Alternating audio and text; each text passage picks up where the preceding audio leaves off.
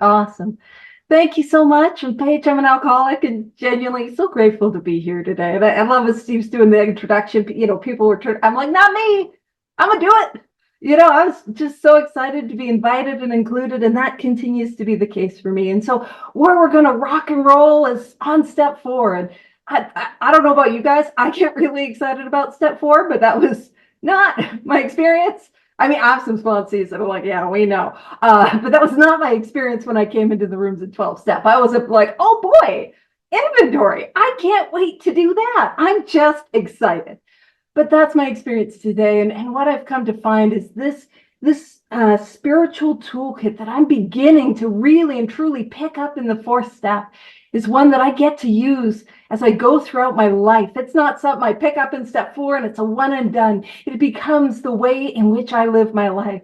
And it is an incredible journey that I've been privileged to be on. And so as what happens in the third step is I get fired. I get the formal pink slip. I am fired from the management position of my life. And you might think, Paige, that might be a little bit harsh. I don't know if you saw my life. My life was pretty unmanageable. I was the one managing it. I ought to get fired. And I was given the position of a new employer in my life.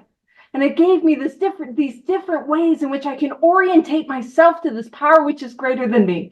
And one of my favorites is that God is the principal and we are his agents. And what that very practically means is an agent is somebody who is legally allowed to act on behalf of the principal. That idea that when I go through the world and when I go through life, I'm acting on God's behalf. That might change how we drive or spend time with family or show up to work, might it not? That's what that actually means. But it's way more fun to think agent for God, like super agent Paige, double up Paige. You know what I mean? Like, am I going to get a fancy watch? Am I going to get where's my car? Like a Lamborghini. I want like an assistant, like James Bond head. You know what I mean? Where's all of that? And so I make this decision. I am going to work these 12 steps as a way of life, a way of life. That's what the third step is all about. I'm going to go and I'm going to work for God. What I do is we dive in. In fact, on the bottom of page 63, it says next we launch. And I'm excited. I'm like, all right, I'm going to be double O Paige, working for God, secret agent Paige. Pew, pew. What am I doing? I'm launching. Do I get my own rocket? You know what I mean? I'm excited. And it says house cleaning. Oh, man, a little bit of a spiritual letdown. I thought I'd be doing some spiritual ninja stuff. Well, I am, but house cleaning. And so with step four, I got this metaphor. And what I've come to find is at the very depth of my soul, there is a spiritual house. Now, if you're picking up what I'm throwing down, what I want you to know is at the depth of your soul, there is a spiritual house. Now, you don't have to. All my metaphors are consensual. You don't have to have a spiritual house. But if in the depth of your soul, you're like, heck yeah, I'll have a spiritual house. What I want you to know is that your house is good. Your house is worthy. Your house is valuable. Man, the property value on that house is incredible. Your house has been made and created by the most incredible, most wonderful, capital D, capital A, divine architect. Your house is good. Now we're going to go back to my house for a minute. We're leaving your house aside. This is only my house. I know nobody else can relate to this. But the problem with my house is I am a bit of a hoarder. You know what I mean? Like, it is bad, you guys. Like, call in TLC, bring in the cameras. It is bad. Like, oh, you can smell it down the block. It's bad. Ooh, my house is bad. And see, I've got these things. And I'm sure I'm the only one in this Zoom room who would ever have something like this. But I mean, if you relate, you can let me know. They're called resentments. I know I'm the only one. But I got these things and they're called resentments. And what my resentments are, they're like newspapers that happen to be decades old. And you might be like, decades? Are you sure you've been alive for decades? Yeah, I have. It is decades. Not just the one, or 1.5. What are you, 12? I mean, emotionally, absolutely. Sober, 14, but that's neither here nor there. But I got these newspapers, and they're decades old, and they're piled all the way from floor to ceiling. And what happens is when those newspapers are piled all the way from floor to ceiling, what happens is that covers the windows and that blocks out the light. And you see, what happens is I'm sitting in this house alone and in the darkness. And again, I'm sure I'm the only one that relates to this, but I got these things. I know I'm alone, and the things that I got are called fears. I know I'm the only one.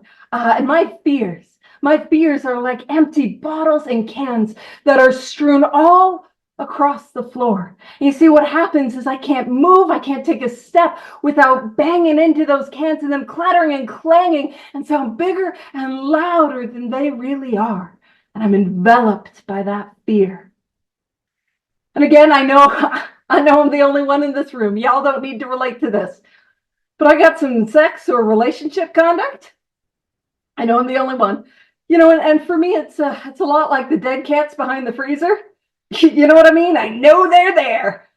I can smell them. Like, it is bad. Now, I want all of you who joined, I just want you to know that no cats were actually harmed in the making of this metaphor. It is very simply a metaphor. No cats were harmed. All is well. And so what am I going to do?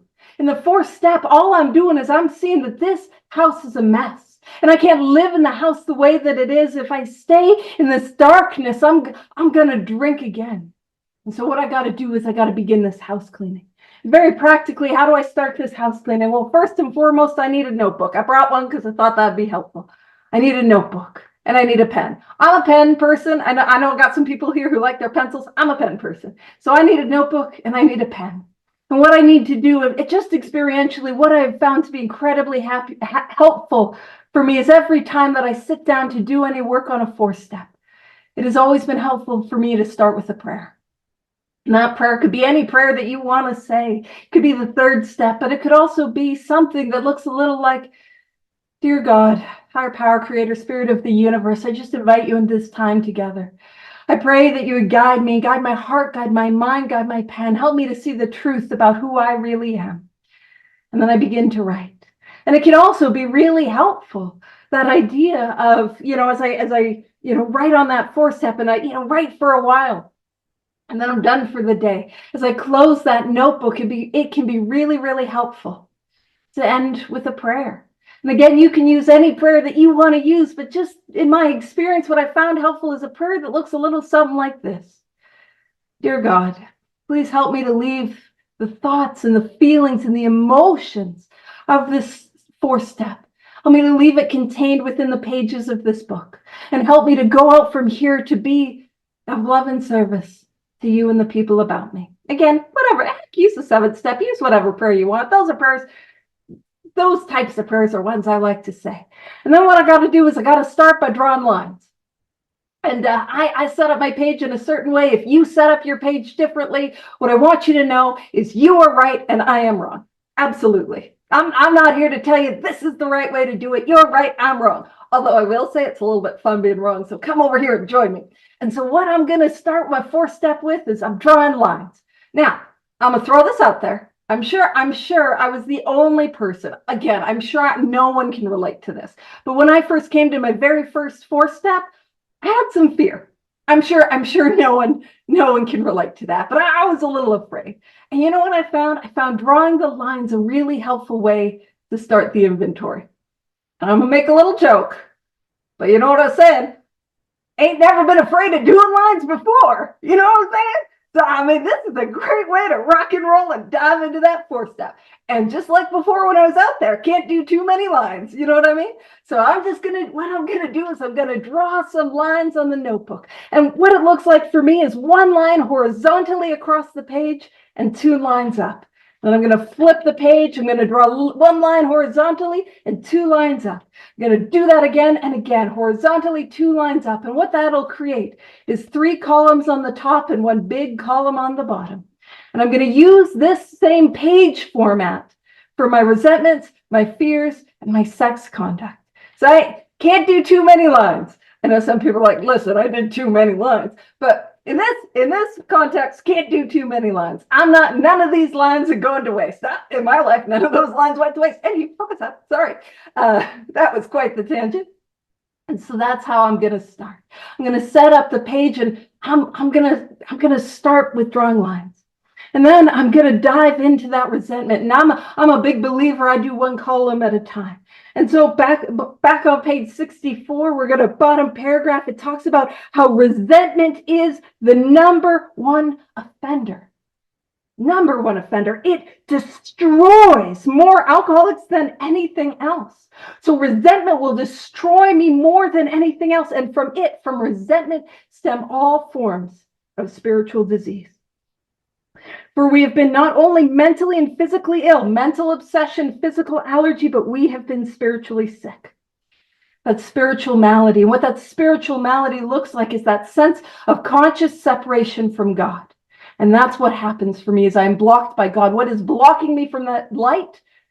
The newspapers, the bottles and cans, and the dead cats. That's what's blocking me. And so I got to begin the process of clearing them away.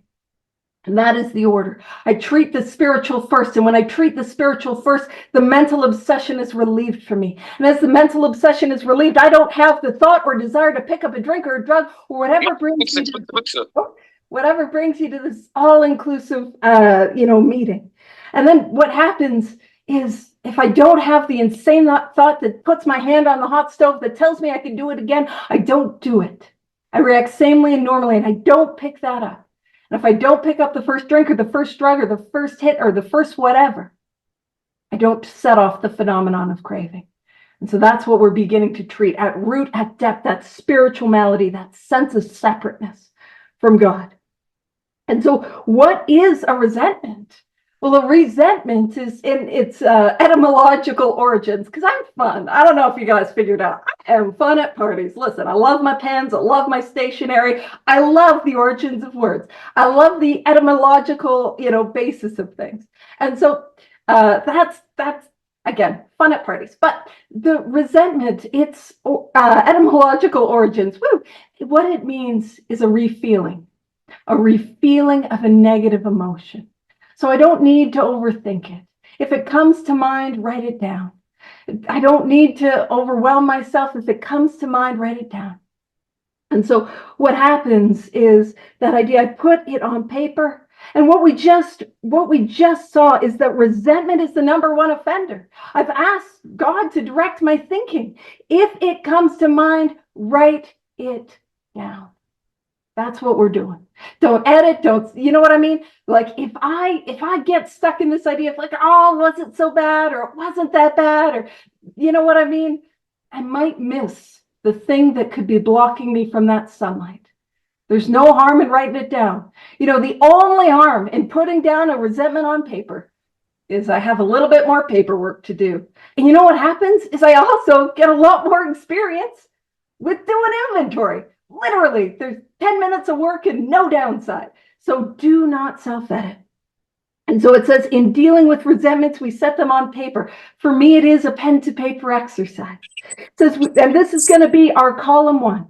And what our column 1 is going to be is that idea of we listed people, institutions, or principles with whom we were angry. And it says a period. So I like to work one column at a time. So I'll write what comes to mind.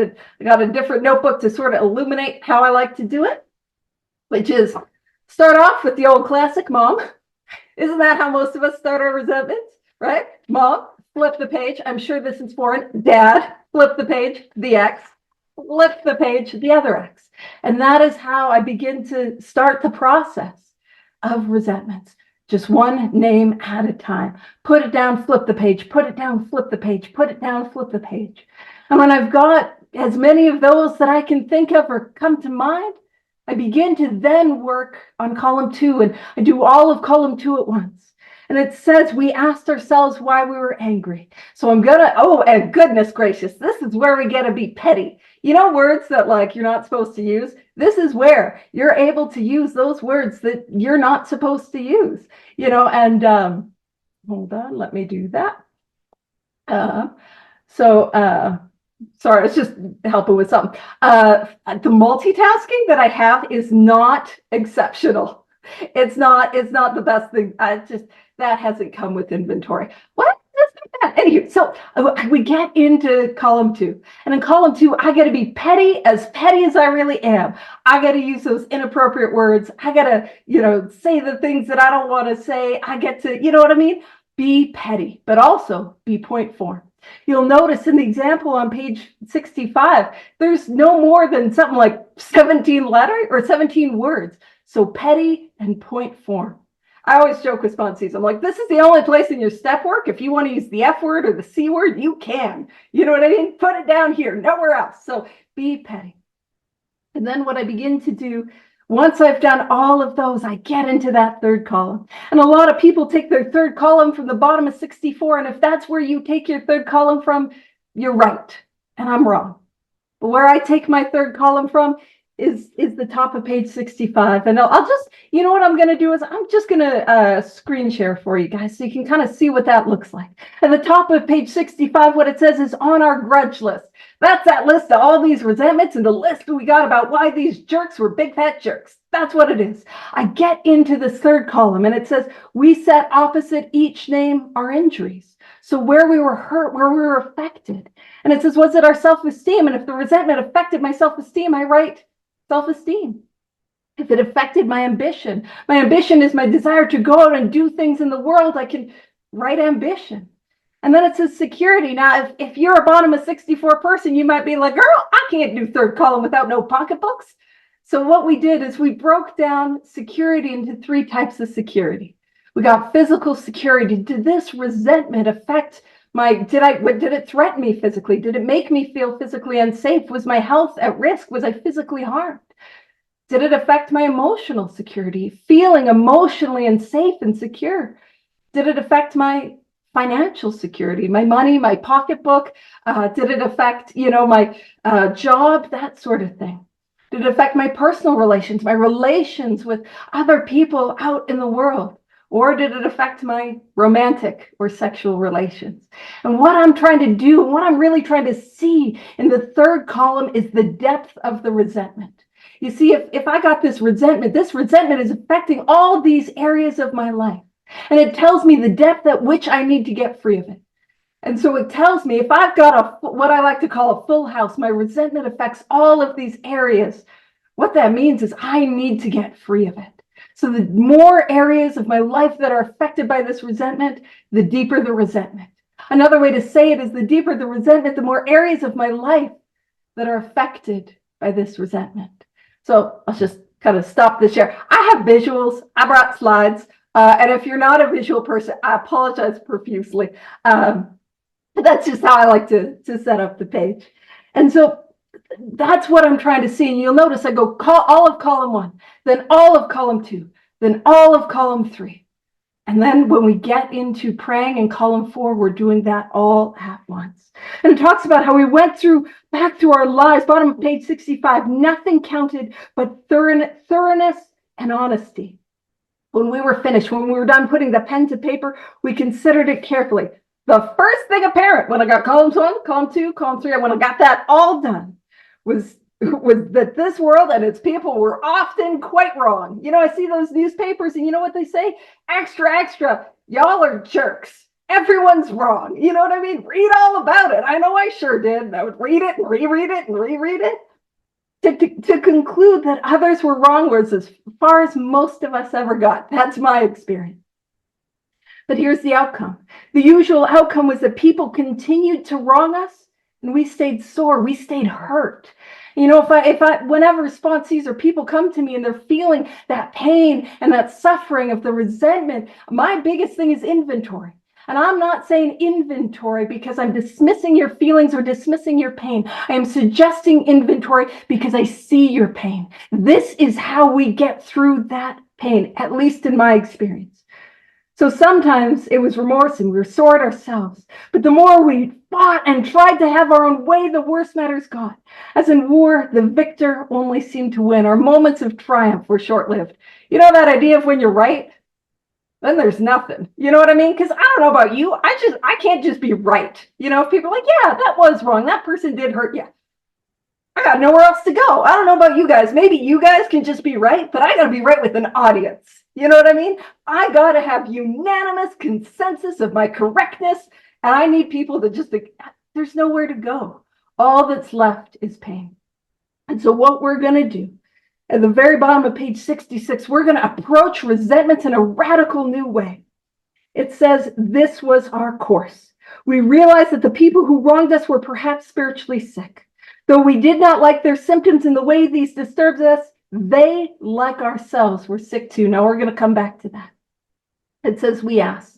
And any time in this book, it says we ask, that is a prayer. So if you're top of page 67, if you're writing in your book, why wouldn't you? It's a whole lot of fun to write in your book. It's rebellious, especially if you grew up in that generation where you're like, don't write in a book, write in the book. Yeah, gonna be a spiritual badass. Woo, writing in your book.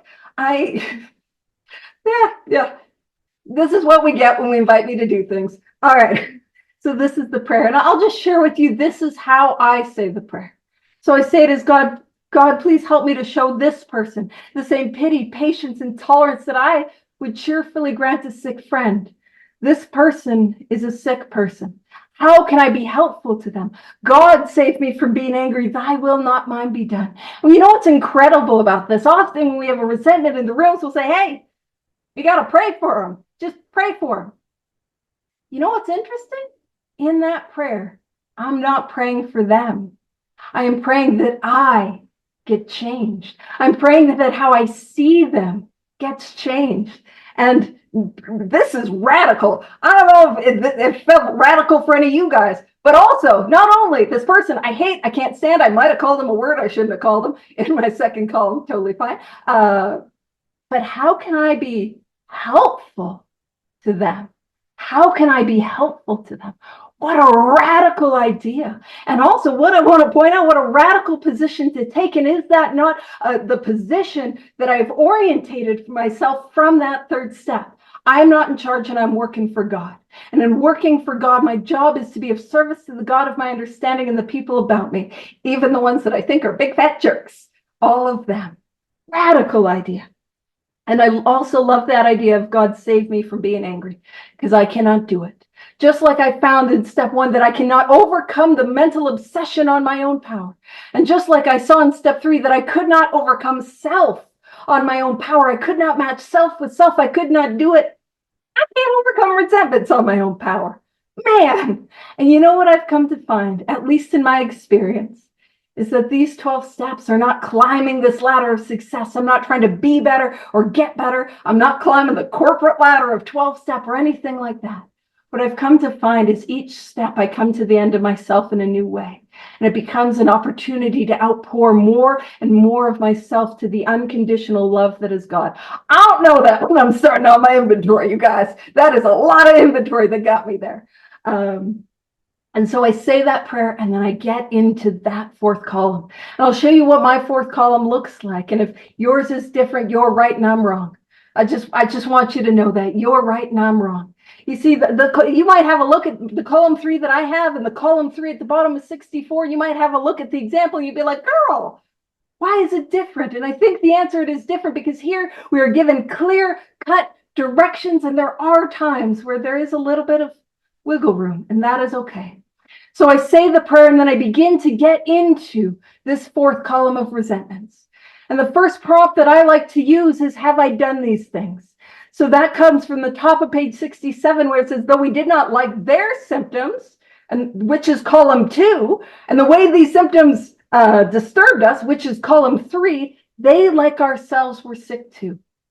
And what I have found is that when I come to the fourth column of, have I done these things?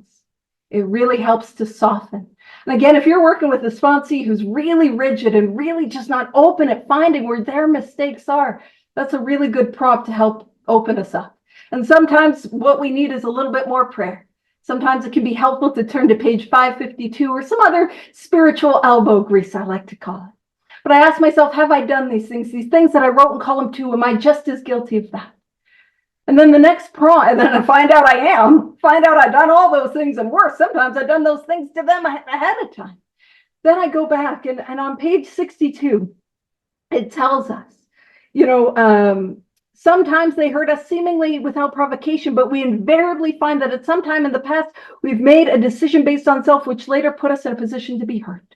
So I like to approach the inventory process with looking, where did I make a decision based on self that later put me in a position to be hurt? A selfish, self-centered decision. And where I'm looking at is before the resentment. And I love to do that with the example on page 65. When I look at Mr. Brown, I'm pissed at Mr. Brown because of his attention to my wife.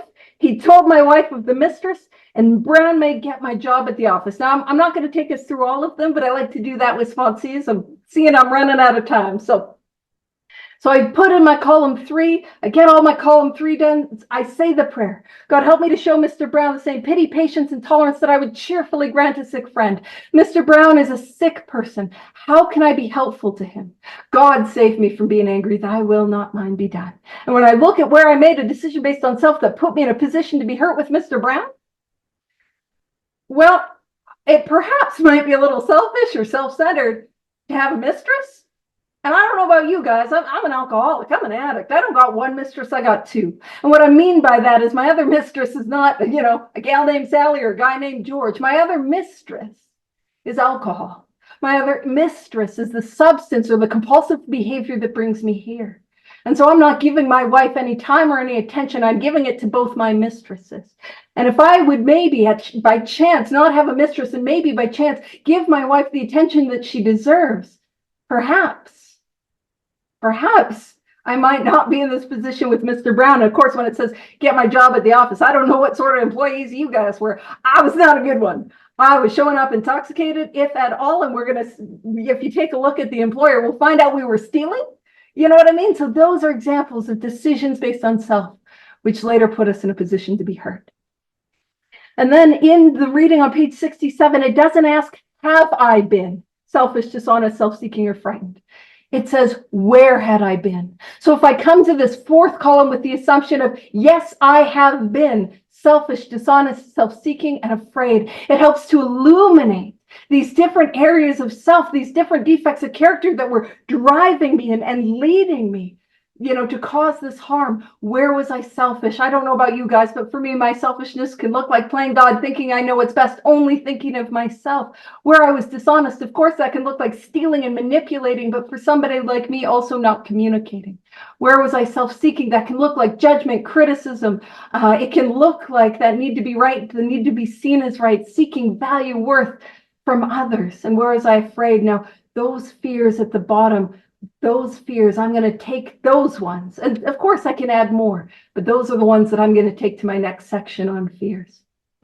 And so that's what I'm beginning. And we begin to see how there's a natural flow. So what happens in this house is I begin to pull down the newspapers one by one by one. And I say the prayer. And in that 4th column, you know what I find?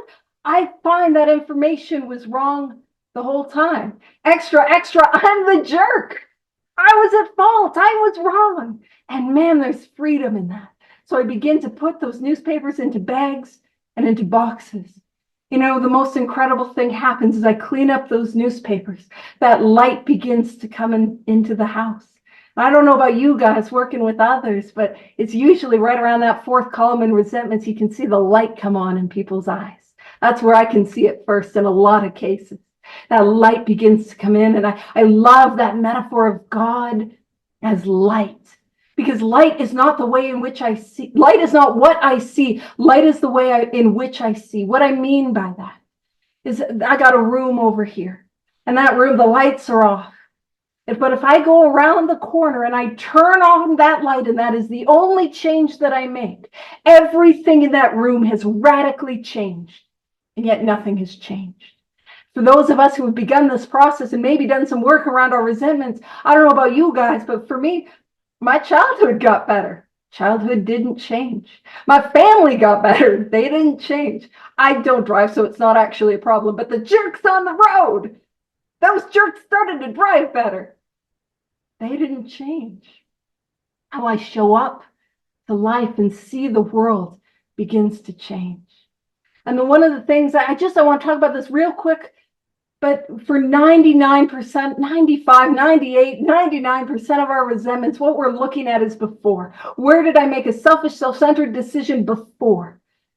we step on the toes of our fellows and they retaliate. But on page 66, it talks about how the wrongdoings of others, fancied or real, had the power to actually kill. I go through this process and I find out 99% of the time my resentments were fancied. I made them up, or they were the result of my selfish, self-centered decisions. But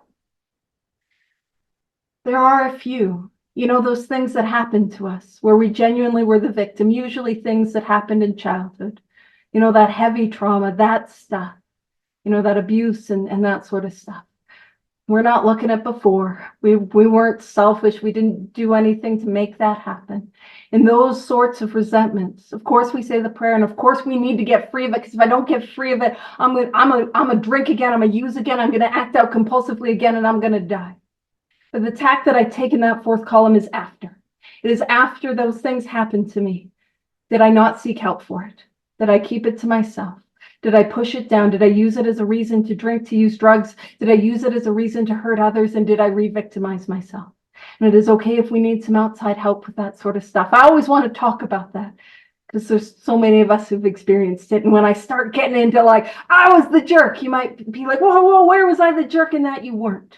You weren't. But we do need to get freedom from it. So as we begin to get that light down, the light begins to come. We begin to see these fears as we really are. As they really are. And again, we're going to use those same four. Yeah, I'll just throw up the screen share. I'm going to throw up fears, not vomit them. That's not what I mean. Sorry, I meant put on the screen share. Don't vomit fears. Well, I mean, fear can have a physiological response. And so it says on page 68, we reviewed our fears thoroughly. We put them on paper, even though we had no resentment in connection with them. And again, if my fears look different than yours, you're right, I'm wrong. This is how I like to do it. And I'll show you where it comes from. So what I'm going to do is I'm going to take all those fears that I had in my resentments, because those were driving my resentments. I got to get free of them, and any others that come to mind. And what I'm looking at, self-centered fears. I'm going to lose something that I have, or I'm not going to get something that I want. Not so much snakes and spiders, but heck, whatever. We can do those too.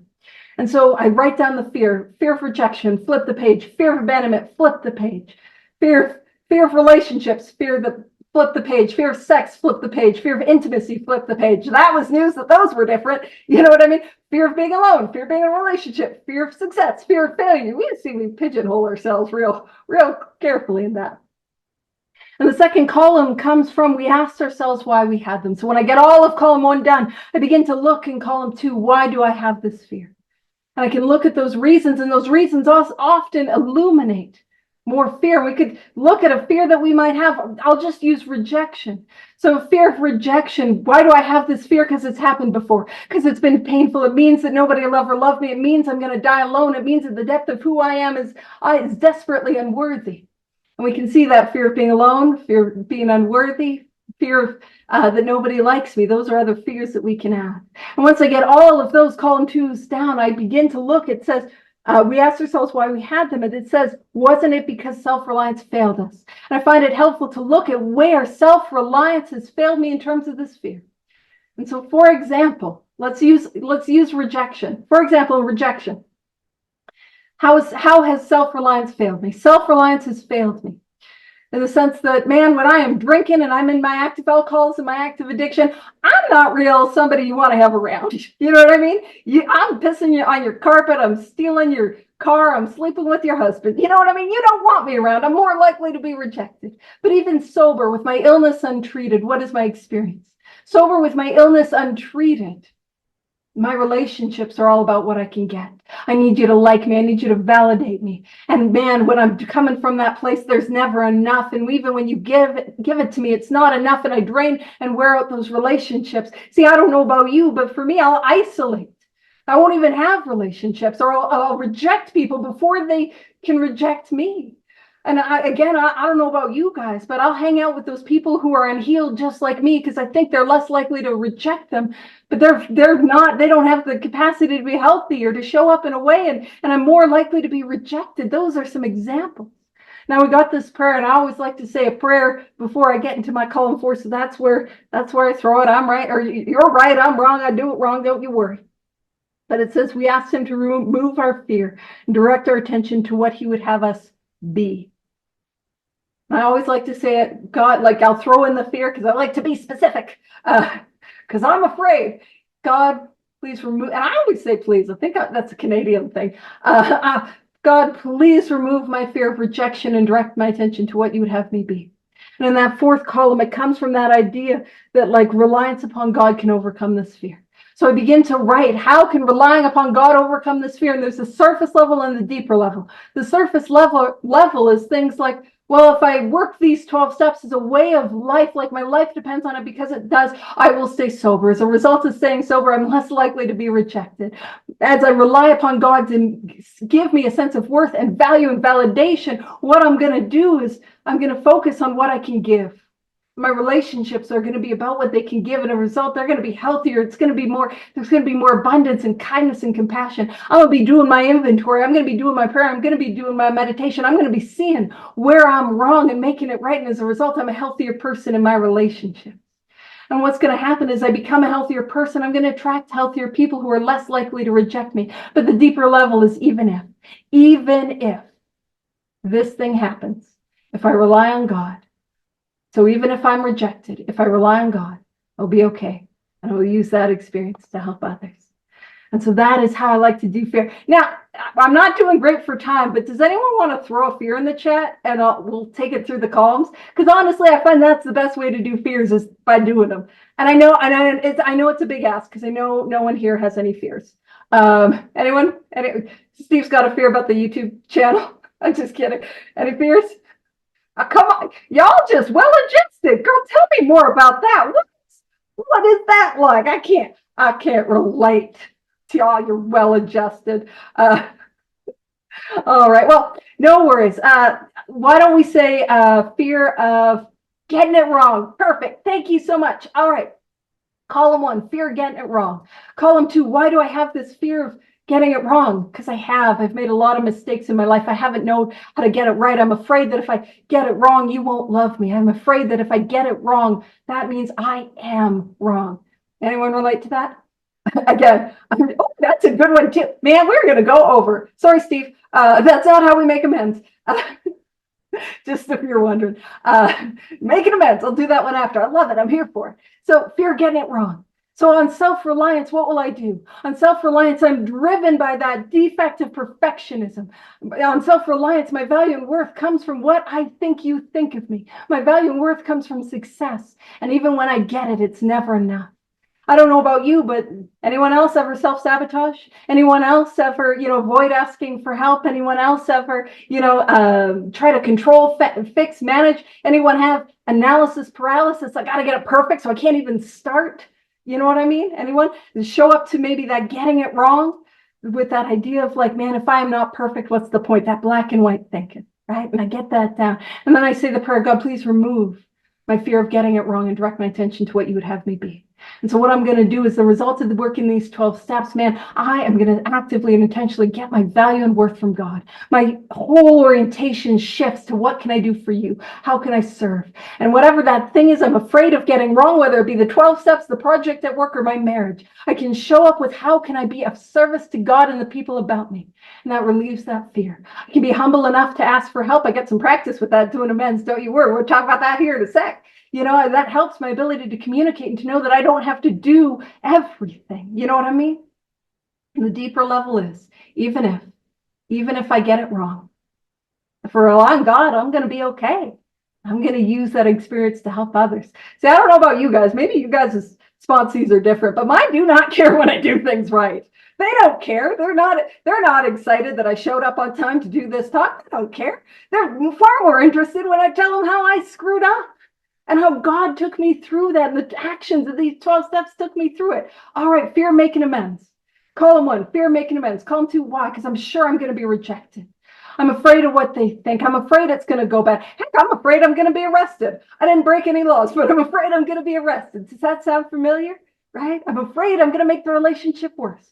Column 3, what will I do? Column 3 is I won't make amends. What will happen is I won't make amends, and the amends mountain will get bigger and bigger, and it becomes more and more overwhelming. I won't take the prayers, I won't take the actions to build willingness around the amends, and I will get entrenched and afraid. I won't practice those leaps of faith that build that trust and reliance on God. What will eventually happen is I will begin to sicken and die. And what I mean by that is I will begin to have that light, the sunlight of the Spirit will cut me off in a road and a road and a road. And eventually I'm a drink again, I'm a use again, and I won't be able to stay sober and I'm going to make more harms. But also there's a thing that can happen. I'm sure it's never happened to anyone here. Happened to me. When you're not doing the work and people are in the meetings talking about the work and you get that like feeling of guilt and shame. And I just want to build those walls of mass and not talk about it. And that creates a sense of disconnect from you and a sense of disconnect from God. I'm sure no one relates to that.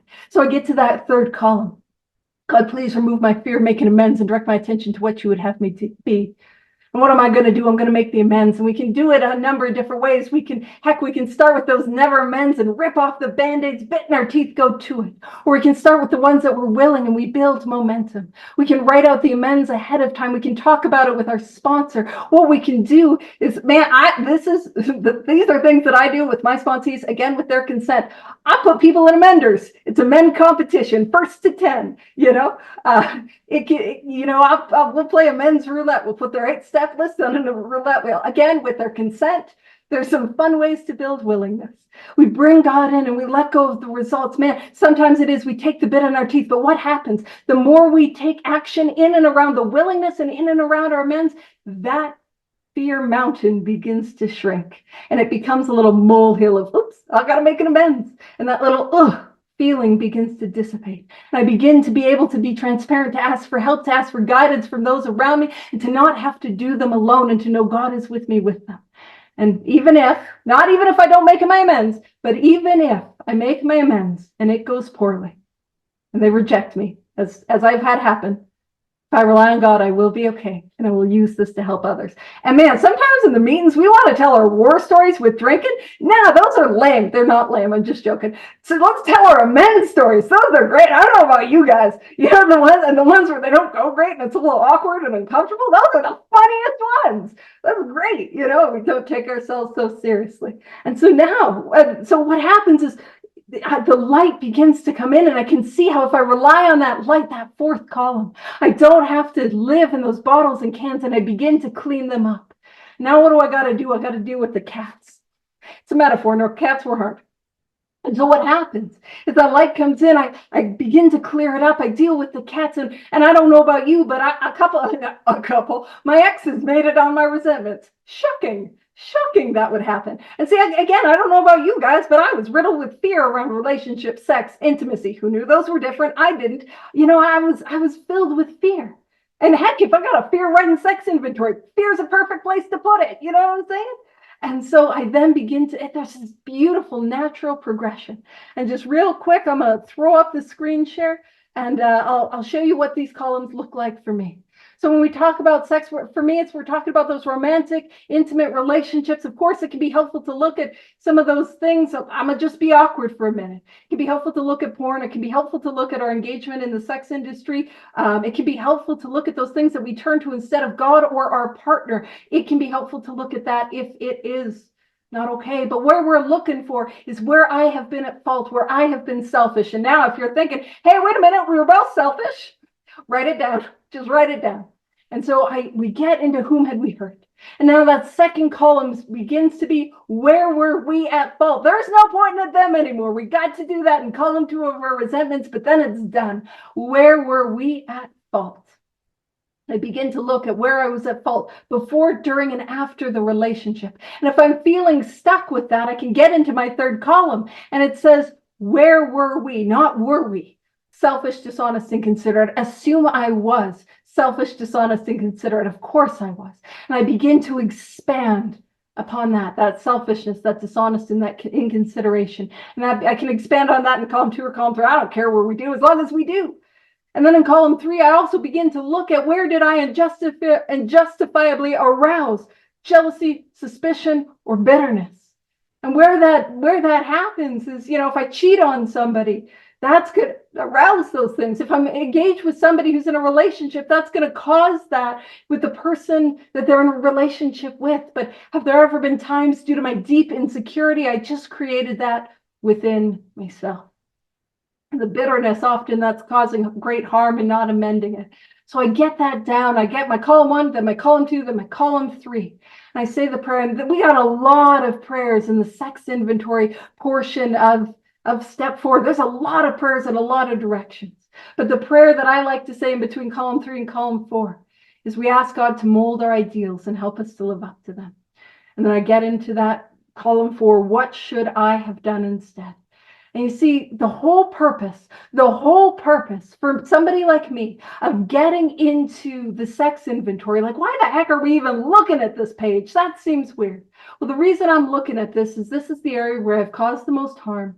I have the most secret. It carries the most guilt and shame, and where I have the most potential to harm others. See, if I do not have a sane, sound sex ideal that I do not live up to, I will drink again. There's a warning that we see on page 70. I will drink again. And so the purpose is for me to come up with this sane, sound sex ideal. And where that comes from for me is in column 4. And that begins to inform what that sex ideal looks like. So if here, I'm going to show an example of a hypothetical. Where were we at fault? I'm sure none of us got into a relationship a little unhealthy. I'm sure none of us moved a little too fast. I'm sure we were all faithful. I'm sure we were very considerate and thoughtful, and we're mindful of the feelings of others. And I'm sure we were all just amazing at communication. And so what should I have done instead? I need to be sober. I need to be fully reliant upon God as the result of these 12 steps. I need to be able to respond and react to red flags. The opposite of arousing jealousy, suspicion, and bitterness is oftentimes building love, trust, connection, and communication over time. I'm sure no one here is codependent. I know I was. The opposite of codependency is God dependency. I need God to be at the center of my relationship. Communication, especially when it's hard. But this is an ideal. Now, a number of times earlier in our book, it says an ideal, I can't live up to them. So what do I do? What I do with my sponsees is we take these ideals and we turn them into prayers. And I ask God, help me to be kind, patient, considerate, and loving, and honest, especially when it's hard. God, I pray that you would be at the center of my life and the center of all my relationships. And you see, that what I've found is, bear with me on this, what I've found is that for me, that sex ideal is a little like a resume.